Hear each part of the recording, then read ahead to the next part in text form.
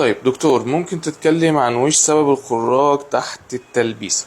آه ماشي، ببساطة خالص كده ان هو في مشكلة في الضرس اللي تحت التلبيسة. طيب يا اما حشو العصب اللي معمول فيه مش مظبوط، او هو ما كانش اصلا محشي عصب وحصل تسوس من تحت التلبيسة ووصل للعصب. ماشي. او هو كان معمول حشو عصب كويس بس برضو التلبيسة ما كانتش ماسكة كويس او ما كانتش قافلة 100%، فحصل خراج تحتها، حصل تسوس تحتها، والتسوس وصل للحشو القديم وحصل حاجة بنسميها ليكج، يعني بكتيريا دخلت وعملت لي مشاكل من اول وجديد.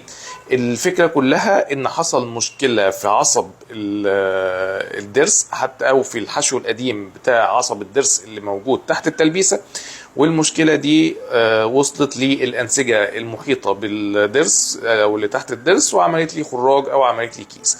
طيب حلها ايه؟ حلها ان انا اشيل التلبيسة دي خالص، انضف الضرس اللي تحتيه كويس، واعيد حشو العصب او اعمل حشو عصب مظبوط واقفل واعمل تلبيسة جديدة باذن الله. بس هي دي بكل بساطة. أنا دكتور محمد نجيب زيادة، وده مركز ماس طب الأسنان. لو عندك أسئلة تانية سيبها لي في الكومنتس ونجاوب عليها بإذن الله.